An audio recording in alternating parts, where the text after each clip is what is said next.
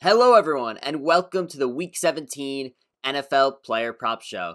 My name is Dylan Bird, here once again on Sal's YouTube channel, and I cannot believe that it is Week 17, the last week of the NFL season. This season flew by, just like every single one does, and I'm just so thankful for everyone who has watched these prop videos throughout the entire season. I mean, just thank you so much for the support. I've enjoyed every single moment of it. Last week I did not have a show because it was Christmas, but I tweeted out my picks. I had 8 props for Sunday and I went 5-3 last week. So solid week there, but didn't have a show. Happy to be back here on Sal's YouTube channel for the normal NFL player prop show. Just wanted to go through a few things before we get started here. So first, you could follow me on Twitter at sports_bird.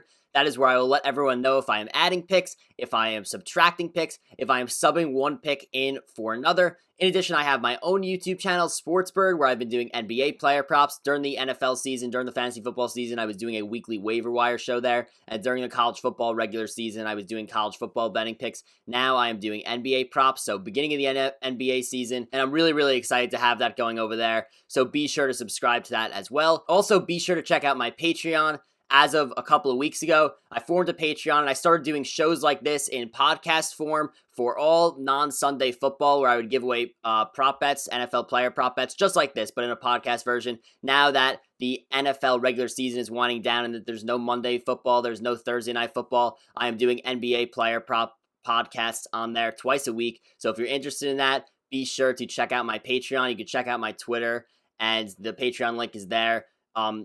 Several times. You could easily find it on my timeline. And also just feel free to reach out to me if you have any questions about that as well. Also, most importantly, be sure to hit the like button and be sure to subscribe to this YouTube channel. It really helps me out. It really helps Sal out. Now, all the player props that we're going to talk about today are from Monkey Knife Fight, the sponsor of this NFL player prop show. You go into Monkey Knife Fight and they will match your deposit 100% up to $50 with the promo code VETRI, VETRI. If you love prop betting, Monkey Knife Fight is an amazing place to take advantage of this great deposit bonus. Now let's get started with the 5 prop bets that we have for week 17. Usually it's around 7 or 8. But there's a lot of weird stuff going on with injuries and just a lot of unknowns. It is week 17, and that's a major reason why. And as a result, a lot of these games and a lot of these props are not posted yet. So I have 5 definites, and then we will go and add on Twitter as the weekend goes on. So be sure to stay tuned for that. Now, the first prop bet that we are going to talk about today is Mike Evans' receptions total, which is at over/under 5.5 in this game against the Atlanta Falcons. So Mike Evans had an absolutely huge week against the Lions in week 16, going for 10 receptions for 181 yards on 12 targets in this game. Now, the Bucs were targeting him a ton, and the reason why they were targeting him all the way to the end, even in a blowout, is because they are trying to get him to 1,000 receiving yards on the season. If he gets 1,000 receiving yards this season, he will have the most consecutive seasons at 1,000 yards to start his career. So the Bucs are trying to get him that record very clearly. He's still only at 943, so he still has a little bit of work to do this week against the Falcons. And I expect the same thing as last week, where they'll be forcing him the ball. They'll be giving him a lot of targets. Now, the good news is that he also has the highest wide receiver corner matchup advantage on the slate this week. He has a 58% matchup advantage against Atlanta corner Kendall Sheffield. Additionally, Atlanta's pass defense is horrible. They rank 31st in opponent passing yards per game at 287.1 yards. In addition, they rank 17th in coverage according to Pro Football Focus. And in week 15, Mike Evans had a solid day, going for 6 receptions for 110 yards. I think he does a very similar thing here, especially with Tampa trying to force him the ball, trying to get into those 1,000 receiving yards and beyond. And I think he goes over 5.5 receptions in this game. The second player prop that we're going to talk about today, we're looking at DeAndre Johnson's receptions line, which is at 4.5 against the Cleveland Browns. So DeAndre Johnson, he does have a tough individual matchup against Terrence Mitchell, cornerback of the Browns, has a -6% matchup advantage, that according to Pro Football Focus. We'll also see Denzel Ward as well, which will be an even tougher matchup. In addition, Mason Rudolph is the quarterback this week, not Ben Roethlisberger. So, I mean, going from starter to backup. But here's the thing. This line is ridiculously low, dropping him down to 4.5 on Monkey Knife Fight right now, which is absolutely wild because DeAndre Johnson has had 10 or more targets in 7 of the last 8 games. He had 8 for 75 on 14 targets last week against the Colts. Now, yeah, his targets may go down a little bit with Mason Rudolph at quarterback, but the truth is this. The Steelers, they cannot run the football to save their lives, and they still are going to throw the ball a ton, even with Mason Rudolph at quarterback. Now, it's not like Ben Roethlisberger has had some amazing year. He hasn't been good. He's probably been in the bottom 10 of quarterbacks this year. So I don't think going from Ben Roethlisberger to Mason Rudolph is going to prove to be that major of a difference that's going to drop him down to 4.5 receptions. I mean, that's just too much of a drop off in my opinion. And like I said, DeAndre Johnson, he really has been unbelievable this year, just getting a ton of targets. I mean, could he catch the ball? He's not great at catching the ball. He does have a ton of drops as well.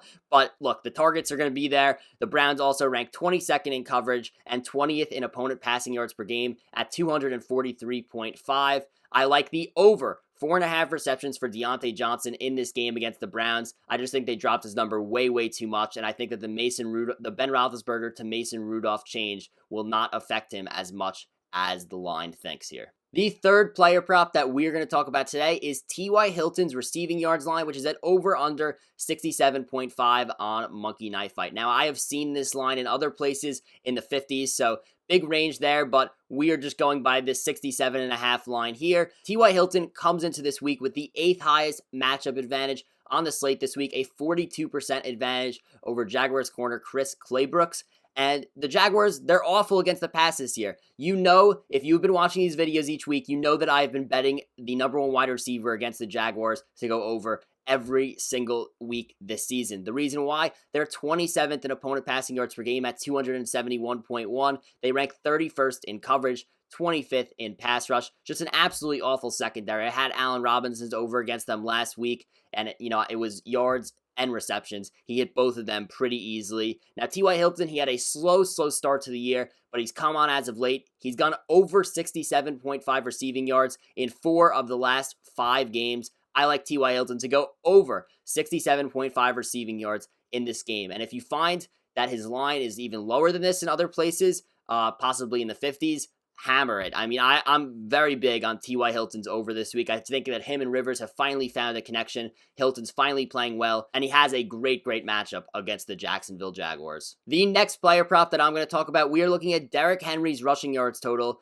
which is at 111.5 in this game. That may be the highest rushing yards total that I have seen this season in terms of prop bets, and it's well warranted. The Titans come into this game in a must-win position and with a run-blocking advantage of 40%. The Texans rank 31st in the NFL in opponent rushing yards per game at 151.7, so they can't defend the run at all. According to Pro Football Focus, they rank 30th in run defense and 20th in tackling. Derrick Henry ranks first in the NFL with 344 carries, which is an average of 22.9 per game. He also ranks first in the NFL in rushing yards, total rushing yards for the season, which is at 1,777. That's an average of 118.5 yards per game. Against the Texans on October 18th, Derrick Henry had arguably one of his best games of the season, going for 212 rushing yards on the ground on just 22 carries. I think that he has a massive day in a must-win scenario here for the Titans. I think he hits this over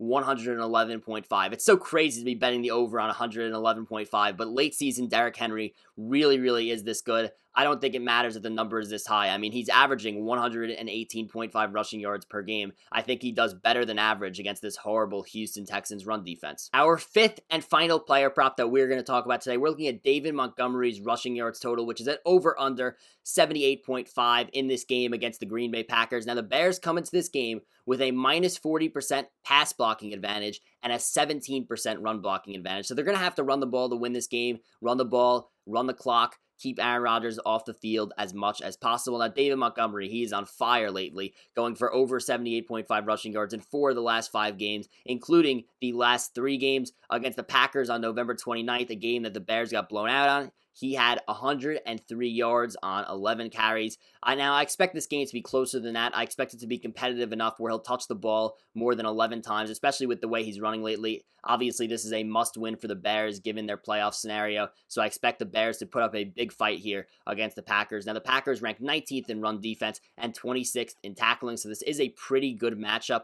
for David Montgomery. Montgomery ranks 5th in the NFL in rushing yards and is averaging 71.5 per game. I think he does do a little bit better than average that he needs to hit this over 78.5 rushing yards prop in this game. But just to talk about Montgomery a little bit more here, I am taking the over, but just to talk about a little bit more about his stats, he ranks 7th in the NFL in carries with 225, 16.1 per game, so he is getting the ball a lot. He's 10th in evaded tackles, 4th in yards created. I was low on David Montgomery going into this season, as I'm sure many of you were. I was low on him halfway through the season, but you know what? He's found something. Something has clicked, and he's playing unbelievable. Bears are giving him the ball a lot, and I think David Montgomery hits his over 78.5 rushing yards in this game against the Green Bay Packers. So since I usually have more props up, usually 7 or 8, and we only have 5 this week because a lot of the lines aren't up, we're going to talk about some potential opportunities to find good player props around the NFL this week. So the Vikings-Lions game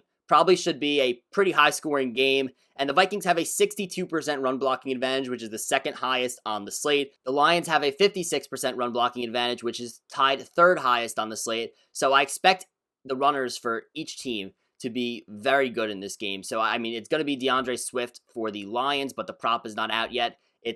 We don't know who it's going to be for the Vikings yet because Dalvin Cook is out. Prayers go out to him. He lost his father this week, and that is why he is not playing. Alexander Mattison is questionable, so if Mattison plays, I'm really going to like the over on rushing yards for him unless it's some incredibly high number. I'm also probably going to like the rushing yards line for DeAndre Swift in this game as well. We saw what Alvin Kamara did against the Vikings last week. I mean, he absolutely destroyed them. I think Swift could have a pretty big day as well.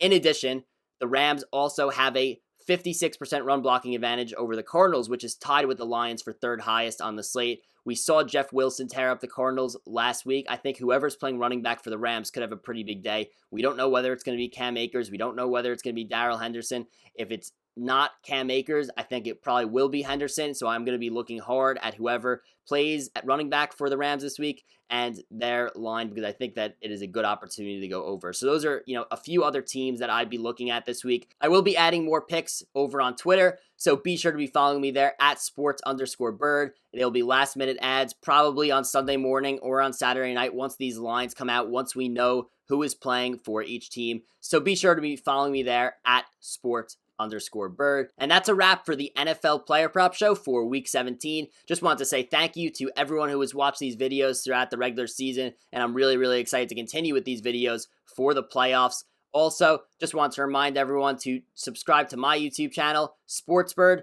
and also be sure to like this video if you haven't already. Be sure to subscribe to this channel if you aren't already. It really helps me out. It really helps Sal out. Goodbye, everyone, and good luck with your NFL prop betting this week.